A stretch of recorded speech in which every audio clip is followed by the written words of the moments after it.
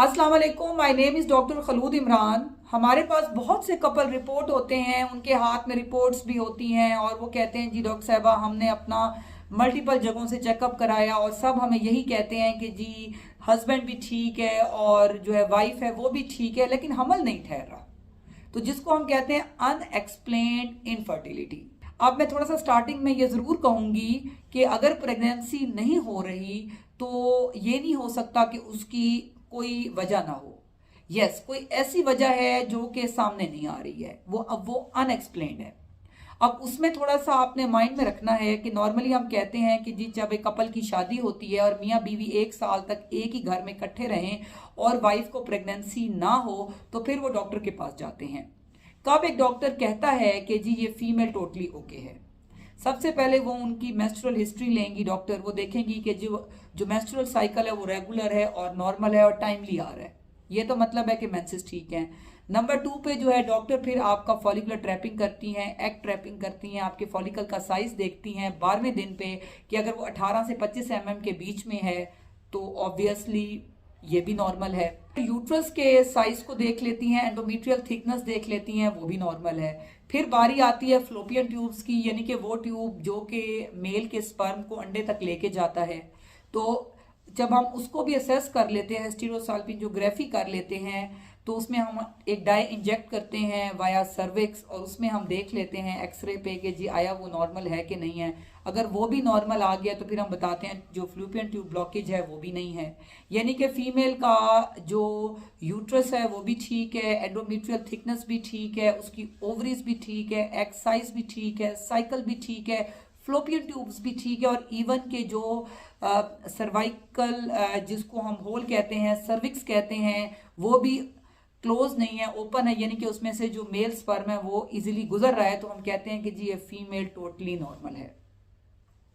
ये जो है इसके बाद डॉक्टर ओके कर देते हैं कि जी फीमेल तो बिल्कुल अब नॉर्मल है। फिर हम आते हैं हस्बैंड की तरफ, उनका मेल सीमन का टेस्ट करवा लेते हैं। अगर उनकी जो वॉल्यूम है वो 0.5 से 5 ml है, इसके बीच में है तो ठीक है। इसी तरह की कंसंट्रेशन देख लेते हैं कि जी अगर ये 15 से 200 मिलियन स्पर्म पर ml है तो ये भी नॉर्मल है। और सीमन का कलर अगर ग्रेश वाइट है तो ये भी नॉर्मल है। अगर shape Oval shape long tail उनकी शेप है तो वो भी नॉर्मल है। मोटिलिटी अगर रैपिड प्रोग्रेसिव मोर देन 50% है तो वो भी नॉर्मल है। पीएच अगर 7.2 टू 7.8 के दरमियान है तो ये भी नॉर्मल है। अगर हम ये रिपोर्ट देख लेते हैं तो हम ये कपल को कह देते हैं कि जी हस्बैंड भी ठीक है और वाइफ भी ठीक है।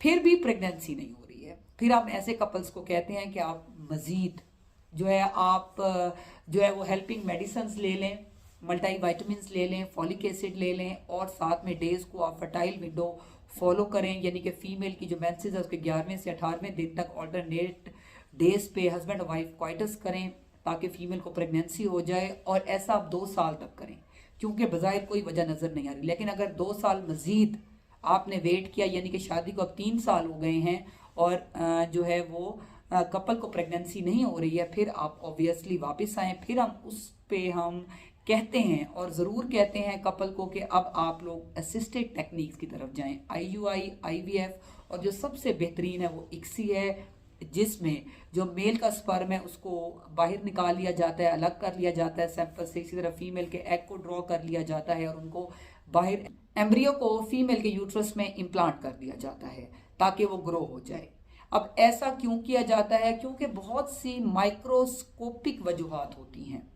हम फ्लोपियन ट्यूब्स में देख तो लेते हैं लेकिन हमारे पास कोई ऐसी टेक्निक नहीं है जिसमें हम ये देखें कि जिस स्पर्म ने वाया नॉर्मली फ्लोपियन ट्यूब में मूव किया, एग ने ओवरी से नॉर्मली मूव किया ट्यूब में, क्योंकि फ्लोपियन ट्यूब में ही एग और स्पर्म यूनाइट होते हैं। तो ये चीज़ हम लोग माइक्रोस्कोपिकली नहीं देख सकते, तो ऑटोमेटिकली हो सकता है कि मसला इस लेवल पे हो। तो उसको सॉर्ट आउट करने के लिए फिर हम कहते हैं कि आप असिस्टेड टेक्निक्स करवाएं और कपल को लाजमी करवा लेनी चाहिए ताकि जो है वो फीमेल की एज ज़्यादा ना हो जाए और जो है वो विद टाइम जो है वो जो कपल है वो डिप्रेशन, एंजाइटी में, सोशल क्वेश्चनिंग हो रही होती है जी प्रेगनेंसी क्यों नहीं हो रही है और जो है कोई वजह भी नहीं है तो फिर भी क्यों नहीं हो रही है, क्योंकि बाज़ ऐसी बहुत सी अननोन माइक्रोस्कोपिक वजूहात होती हैं। उसको डील करने के लिए फिर हम इक्सी का कहते हैं, टेस्ट ट्यूब बेबी का कहते हैं, ताकि आपके पास औलाद हो। औलाद नो डाउट बहुत बड़ी नेमत है। अगर आपके माइंड में कोई भी और सवाल हो तो आप कमेंट सेक्शन में लिख सकते हैं। आई विल रिप्लाई दैट और I will make video on it. Stay safe, stay healthy. Thank you so much. अल्लाह हाफिज़।